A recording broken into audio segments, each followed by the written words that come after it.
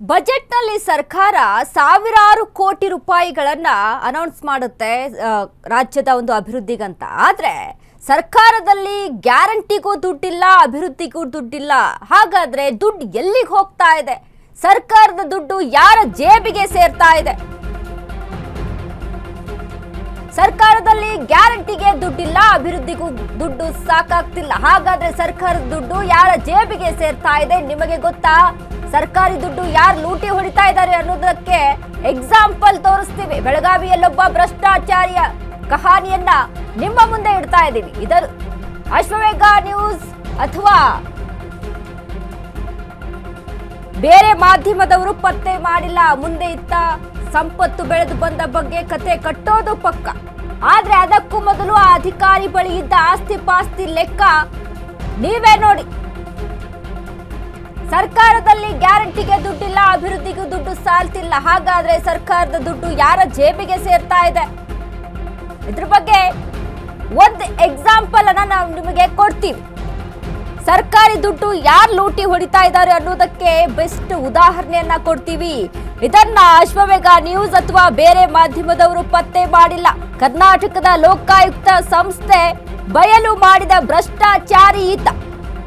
ಮುಂದೆ ಈತ ಸಂಪತ್ತು ಬೆಳೆದು ಬಂದ ಬಗ್ಗೆ ಕತೆ ಕಟ್ಟೋದು ಪಕ್ಕಾನೆ. ಆದ್ರೆ ಅದಕ್ಕೂ ಮೊದಲು ಆ ಅಧಿಕಾರಿ ಬಳಿ ಇದ್ದ ಆಸ್ತಿ ಪಾಸ್ತಿಯ ಲೆಕ್ಕವನ್ನ ಹೇಳ್ತೀವಿ, ನೀವೇ ನೋಡಿ.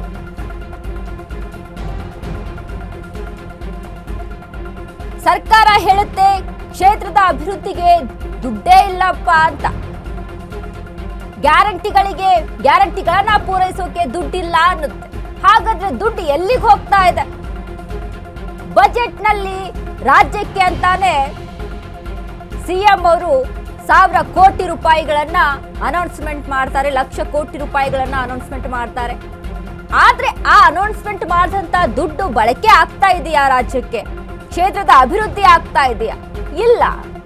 ಗ್ಯಾರಂಟಿಗಳಿಗೆ ಕೇಳಿದ್ರೆ ಗ್ಯಾರಂಟಿ ಬಗ್ಗೆ ಗೃಹಲಕ್ಷ್ಮಿ ಯೋಜನೆಯ ದುಡ್ಡು 1 ತಿಂಗಳು 2 ತಿಂಗಳು ಡಿಲೇ ಆಗುತ್ತೆ, 3 ತಿಂಗಳವರೆಗೂ ಡಿಲೇ ಆಗುತ್ತೆ. ಒಂದು ಕಡೆ ಯುವ ನಿಧಿಗೆ ಅಲ್ಲಿ ಕೊಡೋಕ್ಕಾಗ್ತಾ ಇಲ್ಲ. ಹಾಗಾದ್ರೆ ಸರ್ಕಾರ ದುಡ್ಡು ಎಲ್ಲಿಗೆ ಹೋಗುತ್ತೆ ಅಂತ ಅಂದ್ರೆ ಇಂಥವ್ರ ಬಳಿ ಹೋಗುತ್ತೆ. ಎಸ್, ನೀವು ನೋಡ್ತಾ ಇದ್ದೀರಾ, ಅದು ಆ ಭ್ರಷ್ಟ ಅಧಿಕಾರಿ ಹತ್ರ ಇರುವಂತ ಆಸ್ತಿ ಪಾಸ್ತಿಯ ಲೆಕ್ಕಾಚಾರ. ಅದು ಅಲ್ಲೇನು ಒಡವೆಗಳನ್ನ ನೋಡ್ತಾ ಇದ್ದೀರಾ, ಅದೆಲ್ಲವೂ ಆ ಅಧಿಕಾರಿ ಬಳಿ ಇದ್ದಂಥ ಒಡವೆಗಳು, ಆಭರಣಗಳು, ಹಣ, ಆಸ್ತಿ, ಸಂಪತ್ತು. ಎಲ್ಲಿಗೆ ಹೋಗ್ತಾ ಇದೆ ಅಂತಂದ್ರೆ ಬಡವರಾಗೇ ಇರಬೇಕು, ಭ್ರಷ್ಟಾಚಾರಿ ಮಾಡ್ಕೊಂಡು ಬೆಳಿತಾನೆ ಇರ್ತಾನೆ ಅನ್ನೋದಕ್ಕೆ ಬೆಸ್ಟ್ ಎಕ್ಸಾಂಪಲ್ ನೋಡಿದು. ಇದು ಅಡ್ಡ ದಾರಿಯಲ್ಲಿ ಕುಬೇರನಾದ ಬೆಳಗಾವಿಯ ಭ್ರಷ್ಟಾಚಾರಿ ಒಬ್ಬನ ಕತೆ. 1992ರಿಂದ 2006ರವರೆಗೂ ಬರೋಬ್ಬರಿ 14 ವರ್ಷ ಒಬ್ಬ ಸಾಮಾನ್ಯ ದಿನಗೂಲಿ ನೌಕರ 2006ರ ವೇಳೆಲೆ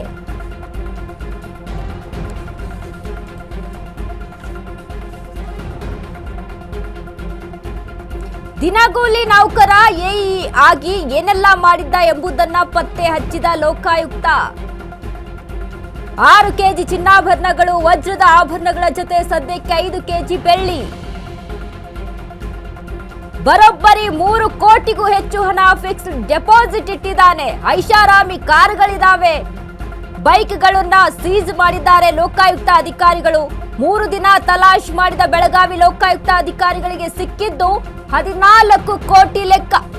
2 ವರ್ಷಗಳಲ್ಲಿ ರಿಟೈರ್ಡ್ ಆಗೋ ಅಜಯ್ ಸಿಂಗ್ ರಜಪೂತ್ ಬಳಿ ಸಿಕ್ಕಾಪಟ್ಟೆ ಆಸ್ತಿ ಇದೆ. ಬರೀ ಎಇ ಆಗಿ ಇಷ್ಟು ದುಡ್ಡು ಮಾಡಬಹುದಾ ಅಂತ ಸ್ವತಃ ದಂಗಾಗಿದ್ದಾರೆ ಲೋಕಾಯುಕ್ತ ಆಫೀಸರ್ಸ್. 2006ರ ವೇಳೆಗೆ ಜೂನಿಯರ್ ಇಂಜಿನಿಯರ್ ಆಗಿ ಅಜಯ್ ಸಿಂಗ್ ರಜಪೂತ್ ಅಪಾಯಿಂಟ್ಮೆಂಟ್ ಆಗ್ತಾರೆ. 5 ವರ್ಷದಲ್ಲಿ ಅಸಿಸ್ಟೆಂಟ್ ಇಂಜಿನಿಯರ್, ಕಾಲಕ್ರಮೇಣ ಎಇ ಆಗಿ ಪ್ರಮೋಷನ್ ಅನ್ನ ಪಡೆದುಕೊಳ್ತಾರೆ. ದಿನಗೂಲಿ ನೌಕರ ಎಇ ಆಗಿ ಏನೆಲ್ಲ ಮಾಡಿದ್ದ ಎಂಬುದನ್ನ ಲೋಕಾಯುಕ್ತ ಇದೀಗ ಪತ್ತೆ ಹಚ್ಚಿದೆ. ಒಬ್ಬ ಎಇ ಬಳಿ ಇಷ್ಟರ ಮಟ್ಟಿಗೆ ಆಸ್ತಿ ಇರಬಹುದಾ? ಇಷ್ಟು ಹಣ ಒಡವೆಗಳು ಇರಬಹುದಾ? ಸರ್ಕಾರಿ ಸಂಬಳದಲ್ಲಿ ಇಷ್ಟು ಅವನು ತೆಗೆದುಕೊಳ್ಳೋಕೆ ಸಾಧ್ಯನಾ? 6 ಕೆಜಿ ಚಿನ್ನಾಭರಣಗಳು, ವಜ್ರದ ಆಭರಣದ ಜೊತೆ ಸದ್ಯಕ್ಕೆ 5 ಕೆಜಿ ಬೆಳ್ಳಿ ಆಭರಣಗಳು ಸಹಿತ ಪತ್ತೆ ಆಗಿದೆ. ಬೆಳಗಾವಿಯಲ್ಲೇ 3 ಐಷಾರಾಮಿ ಮನೆಗಳಿದಾವೆ. ಬೆಳಗಾವಿ, ಹುಬ್ಬಳ್ಳಿ ಸೇರಿ 5 ಸೈಟ್ಗಳ ಪತ್ತೆ ಆಗಿದ್ದಾವೆ. ಬರೋಬ್ಬರಿ 3 ಕೋಟಿಗೂ ಹೆಚ್ಚು ಹಣ ಫಿಕ್ಸ್ಡ್ ಡೆಪಾಸಿಟ್ ಅನ್ನ ಇಟ್ಟಿದ್ದಾರೆ. ಐಷಾರಾಮಿ ಕಾರುಗಳು, ಬೈಕ್ಗಳನ್ನ ಸೀಸ್ ಮಾಡಿದ್ದಾರೆ ಲೋಕಾಯುಕ್ತ ಆಫೀಸರ್ಸ್. 3 ದಿನ ತಲಾಶ್ ಮಾಡಿದ ಬೆಳಗಾವಿ ಲೋಕಾಯುಕ್ತ ಅಧಿಕಾರಿಗಳಿಗೆ ಸಿಕ್ಕಿದ್ದು 14 ಕೋಟಿ ರೂಪಾಯಿಯ ಲೆಕ್ಕ. 2 ವರ್ಷಗಳಲ್ಲಿ ರಿಟೈರ್ಡ್ ಆಗುವಂತ ಅಜಯ್ ಸಿಂಗ್ ರಜಪೂತ್ ಬಳಿ ಸಿಕ್ಕಾಪಟ್ಟೆ ಆಸ್ತಿ ಇದೆ ನೋಡಿ. ಬರೀ ಎಇ ಆಗಿ ಇಷ್ಟು